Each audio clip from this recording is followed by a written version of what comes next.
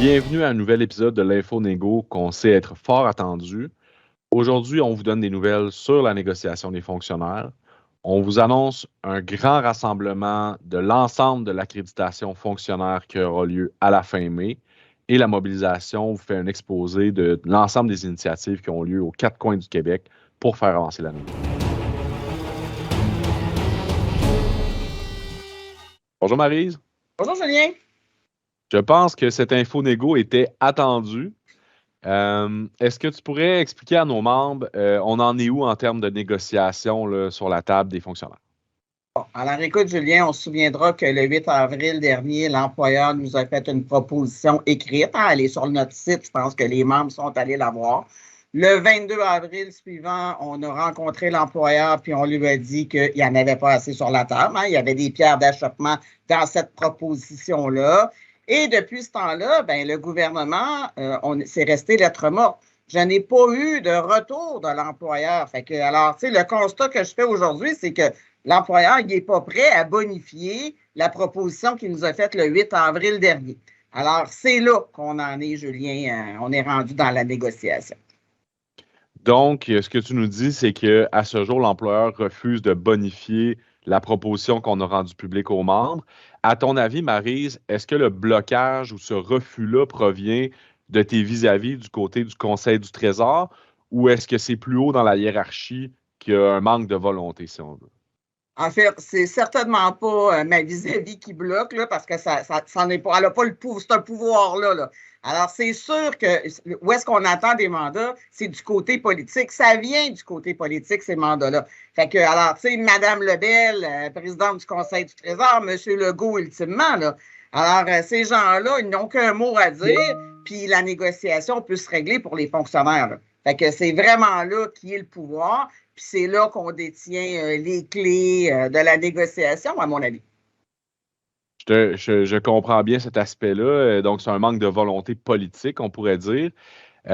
Maryse, il y a plusieurs membres qui nous posent des questions sur le fin détail du processus de négociation. Avoir un peu tout ce qui s'est dit à la table, quelle hypothèse on a pu faire, ce genre d'éléments-là. Évidemment, ça, ce n'est pas des choses qu'on rend publiques des verbatims de nos séances de négociation, par exemple, ou des différentes hypothèses qui peuvent être évoquées sur la table. Pourquoi est-ce qu'on ne rend pas ce genre de détails-là publics auprès des membres ou auprès de la population dans le cadre d'une négociation? Parce que tu le dis, Julien, ce sont des hypothèses. Alors, tu sais, je pense qu'on est assez transparent là, avec nos membres dans tout le processus de négociation. Quand on a des choses qu'on est capable de communiquer, on le fait. Il n'y a pas de cachette là-dessus. Mais entre-temps, quand il y a des séances de négociation, quand on essaie de trouver des pistes d'atterrissage, quand on propose A, puis que l'employeur nous répond par B, puis que finalement, on réplique par C, je peux pas tout dire ça, ça n'a comme pas de bon sens. Là. Les gens vont se perdre de toute façon, puis on va finir peut-être par un W à la fin. T'sais. Ce qui est important, c'est de dire, nous, on a un mandat, on agit à l'intérieur du mandat que le Conseil de négociation nous a fixé. Puis ultimement, quand on va juger qu'on aura une entente de principe, faites-vous-en pas, tout le monde va le savoir. Puis tout le monde, ultimement, à la fin, va avoir à se prononcer là-dessus. Là. Fait qu'il n'y en a pas de cachette. Mais tu sais, puis il y a un principe en négociation. Amener une négo sur la place publique, c'est pas souhaitable pour personne. C'est pas souhaitable pour la partie syndicale, puis c'est pas souhaitable pour la partie patronale. Alors, je le répète, on ne cache rien, mais tant que ce sont des hypothèses, personne n'a à y gagner de connaître les hypothèses puis savoir comment ça va terminer. Mais faites-vous-en pas, quand il y a des blocs importants, quand on est capable de communiquer des choses, c'est surtout quand il y a des choses qui sont assises, des choses qui sont solides, des choses qui vont rester, comme par exemple la proposition de l'employeur du 8 avril dernier. Alors, l'employeur nous a fait un écrit, ça n'a pas pris de temps, puis on l'a déposé sur notre site, puis vous pouvez aller le voir. Alors oui, après ça, on a dit à l'employeur, il manque ça, il manque ça, il manque ça, puis on verra quand il nous répondra. Fait que tout ce qu'on est capable de communiquer, Julien, on le fait, mais tant que ça reste du domaine de l'hypothèse, puis de peut-être que, puis etc., bien là, on ne se sert pas de communiquer ça. Alors, Marie, je pense que c'est très clair et on rappelle à tous les membres qui auraient des questions sur le processus de négociation qui peuvent nous écrire à l'adresse qui apparaît au bas de l'écran. Parfait.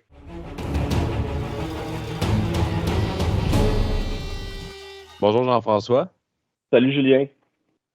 Dans le segment précédent avec Maryse là, sur l'état de la négociation, elle nous a expliqué que, dans le fond, présentement, c'est le pouvoir politique, Mme Lebel, M. Legault, qui refuse de bonifier l'offre qui est présentement sur la table pour les fonctionnaires.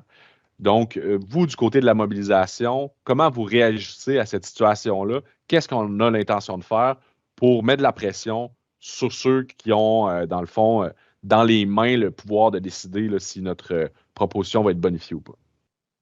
Ben, ta question est légitime, Julien, parce qu'il y a beaucoup de gens qui posent toujours cette question-là. Nous, on s'est mobilisés depuis 2 ans, depuis le début de la négociation, sur le pouvoir politique. C'est eux autres qui sont notre employeur. Il y a l'administratif dans la fonction publique, mais il reste que les décisions finales viennent toujours dans les mains du politique. Puis les politiques, là, c'est M. Legault, Mme Lebel. C'est avec eux qu'on négocie, nous autres. Fait avec ce que Maryse, elle a dit, ben, ça vient clairement nous expliquer que ce qu'on doit viser, c'est le pouvoir politique et c'est là-dessus qu'on va miser dans les prochaines semaines avec des actions concrètes. Là, on va miser sur le 28 mai. On l'annonce déjà d'avance. C'est le congrès de la CAQ à Drummondville, le 27, 28 et 29 mai. Et on va aller les déranger pendant ce congrès-là avec une grosse manifestation. On va inviter tous nos membres un samedi à venir. Il va y avoir des autobus de toutes les régions qui vont être organisés.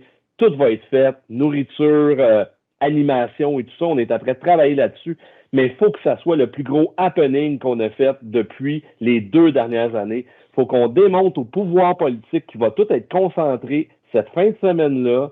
Je le dis bien, à Drummondville pour la CAQ, pour les prochaines élections, il faut aller leur dire qu'on est là, qu'on n'a pas de convention collective, puis que c'est nous autres qui fait marcher l'appareil public du côté de la fonction publique. Il faut qu'ils comprennent le message. Fait que ça va être important que chacun et chacune des personnes qui travaillent dans le secteur public, dans la fonction publique, soient là de l'accréditation des fonctionnaires. On compte sur vous autres pour participer. Nous, on va faire en sorte que vous soyez bien accueillis, que vous soyez bien là-dedans, mais qu'on passe un message qui est vraiment fort. Puis nous, on veut que des milliers de personnes soient présentes de partout au Québec pour aller dire à l'équipe de M. Legault, hey, nous autres, on est là, on n'a pas de convention collective depuis 2 ans, puis je pense qu'on mérite plus que ce que vous nous avez démontré, et surtout qu'ils sont très arrogants depuis le mois de janvier envers nous autres. Parfait. Bien, je pense que ton message est très clair. Ça va être là le moment pour les fonctionnaires d'aller exprimer leur colère face à la situation actuelle, d'aller cogner à la porte de la CAQ pour leur dire que là, on est tanné de la situation. D'ici là, Jean-François, est-ce qu'il va quand même se passer quelque chose en mobilisation au SFPQ? Est-ce qu'il y a d'autres actions qui continuent à se faire jour après jour dans les milieux de travail puis auprès du pouvoir politique? Oui, Julien, parce qu'on le fait depuis le mois de janvier. On avait commencé avec une action au mois de janvier, puis on n'a pas lancé tout ce temps-là avec quelques jours de répit, là. Mais oui, on continue. On a des caravanes de mobilisation qui sont sur le terrain, c'est-à-dire des autobus qui se promènent un peu partout au Québec, qui vont déranger le pouvoir politique. On a des gens qui s'organisent dans chacune des régions. À chaque fois qu'il y a un point de presse, qu'il y a une investiture d'un ministre ou d'un député de la CAQ ou d'un futur candidat de la CAQ, on est là pour aller les déranger. On a l'information toujours à la dernière minute, bien sûr, mais à date, je te dirais qu'on a été pas si mal. On en a dérangé plus qu'une 30aine depuis le début du mois de février. Puis ça, on va continuer à le faire, musique et tout ça, manifestation pour aller les déranger. C'est rendu que des députés qui nous voient puis qui baissent les yeux quand ils nous voient parce qu'ils font « Ah, pas encore eux autres ». Puis on vous le dit, on va être encore là. Puis si on n'a pas encore d'entente de principe d'ici les prochaines élections, ben ils vont lever les yeux au ciel encore, puis ça va être généralisé. Fait que ça continue dans les prochaines semaines. Il va y avoir des coups d'éclat également. Il y en a eu dans les dernières semaines également. On est allé au Conseil du Trésor la semaine passée, puis aller faire une occupation là-bas avec du bruit, tout ça. On va continuer à faire ce genre d'activité-là, mais ça, on ne peut pas toutes les publier. Mais vous pouvez compter sur nous autres, puis l'équipe de mobilisation, presque à chaque jour, on réussit à aller un peu partout au Québec. Là. Je vais taire un peu toutes les places où est-ce qu'on est allé parce qu'il y en a une liste.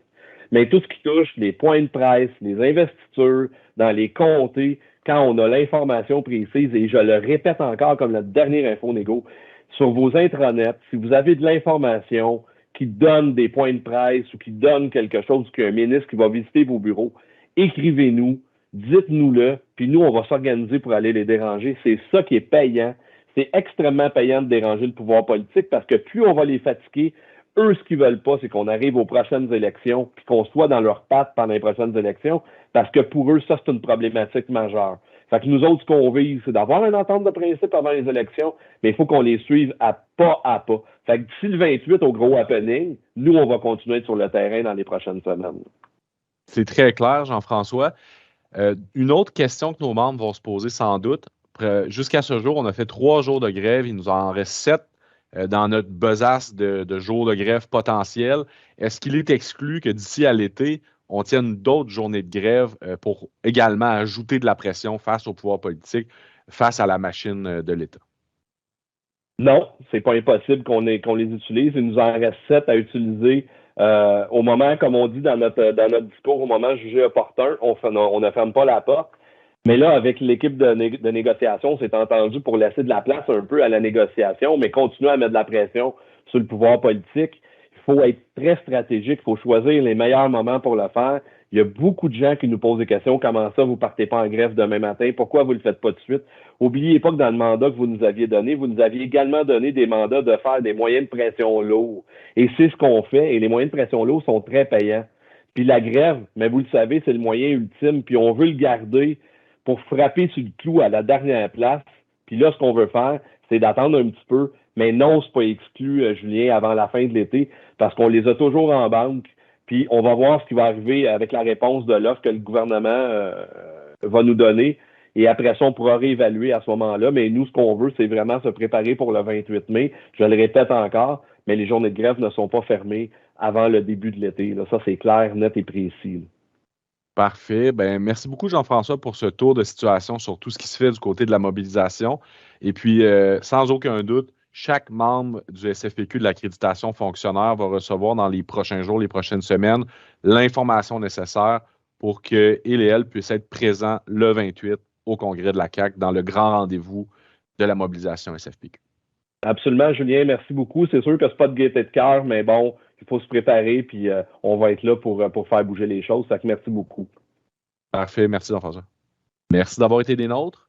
Comme Jean-François l'a mentionné, tous les fonctionnaires vont être attendus le 28 mai prochain lors du congrès de la CAQ. Demeurez attentifs, vous allez recevoir toutes les informations nécessaires pour vous y rendre par les différents moyens d'information du SFPQ. On vous rappelle que si vous avez des questions concernant la mobilisation, la négociation, n'hésitez pas à nous écrire à l'adresse qui apparaît au bas de l'écran.